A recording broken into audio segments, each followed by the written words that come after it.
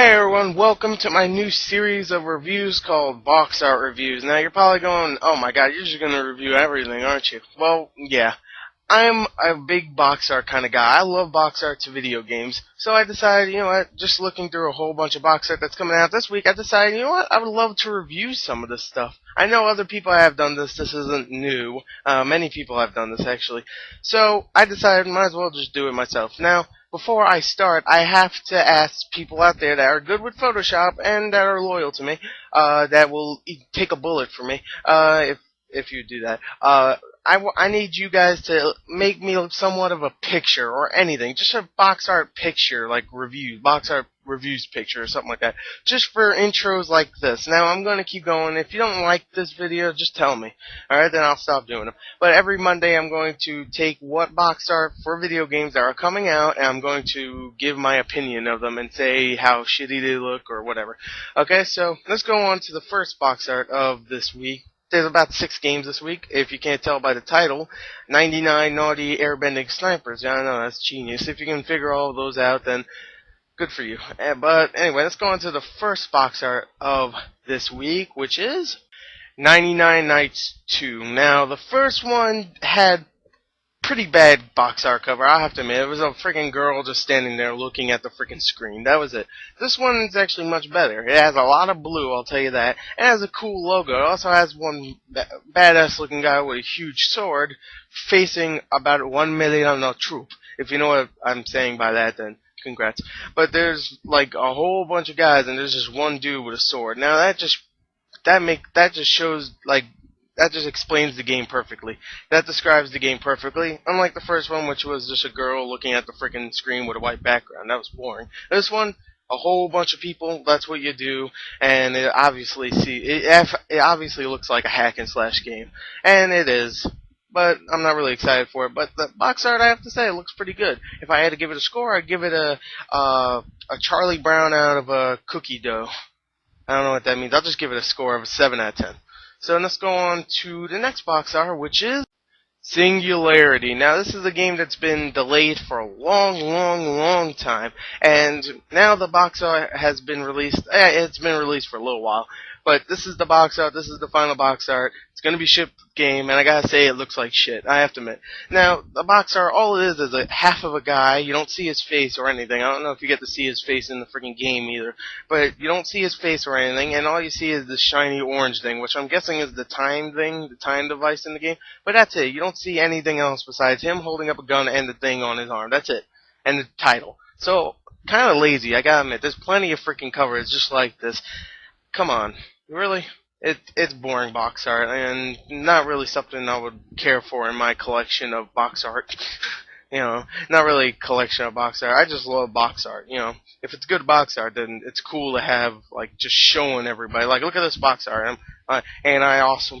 Anyway, this box art's boring. I give it a 4 out of 10. And the next box art cover is Lego Harry Potter Years 1 to 4. Now, I gotta admit, this background also has a lot of blue. It also has some green.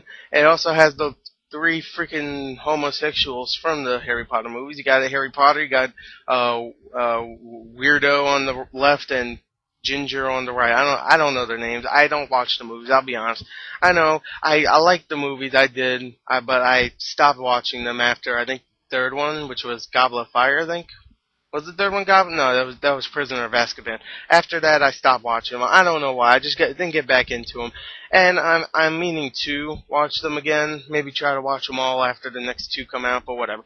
This box art is pretty bland. It's only the 3 Lego guys, like, doing Expecto Patrucho or whatever.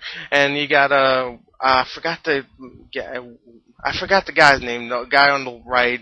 I know the actor's name, Rupert Grint, but he has like something on his head. He has a rat, I think, on his head. I don't know. Funny, you know. Lego games usually are comedic, so whatever. It kind of looks weird though how the Lego is placed on this cover. It looks like they just plastered the Lego symbol on the Harry Potter symbol and just said, you know, go with it.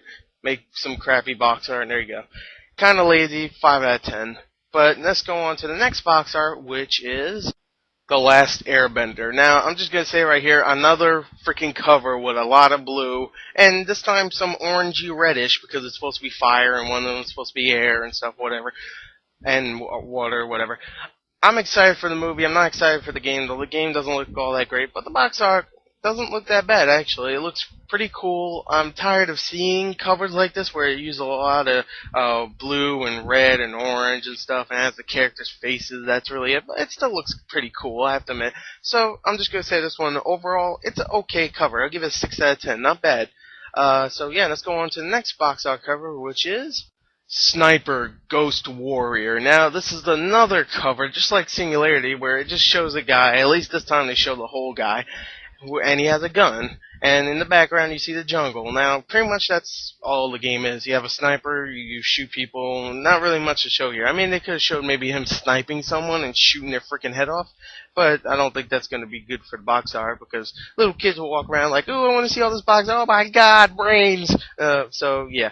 The game actually looks pretty interesting. At first, it was like I saw screenshots, I'm like, this looks bad. And then I saw actual gameplay, and I'm like, wow, these graphics are fantastic for a budget title. It's only $40, and it looks interesting for PC. Like the cover here is PC. I could only find the PC cover. It's $30, so if you're a PC gamer, then it's only $30. So I don't know if it's good. I heard one review where they said it's decent. So anyway, the cover is okay. It's just obvious stuff. Not really much you could do with the Sniper Ghost Warrior, game because it just looks like sniping. So yeah, you couldn't do many things. So overall, I'll give it a 5.5 out of 10. Not perfect, but whatever. So let's go on to the last box art cover, which is Naughty Bear. Now, I can't wait for Naughty Bear. It's coming out tomorrow. I'm picking it up. It's only a $50 game. It looks fun as hell. I've been hearing reviews where they're saying it's not that good. Some reviewers say it's really fun and blah blah blah. I can't wait for the game, and I have to say it. The box art cover. Finally, I got some really good box art cover. This box art cover is awesome. Now, it pretty much says what the game is about. Naughty Bear, he's there with a machete or a sword. I don't know what it is. I think it's a machete. But he's busting through a door, and while busting through a door, you see a reflection of a police that's watching him do that, and the facial expression of this police bear is genius. And come on, it's a bear, a teddy bear, not just a bear, a teddy bear busting through a door with a machete, and a police teddy bear is watching him with a weird expression. That's genius. I'm sorry. The game is genius, and it looks so much fun, and I can't wait for it. I mean, I already see some of the problems the game has, but whatever. Expect an unboxing for this game tomorrow. And that's pretty much it. I have to give it a score. 8 out of 10. I really like this box art.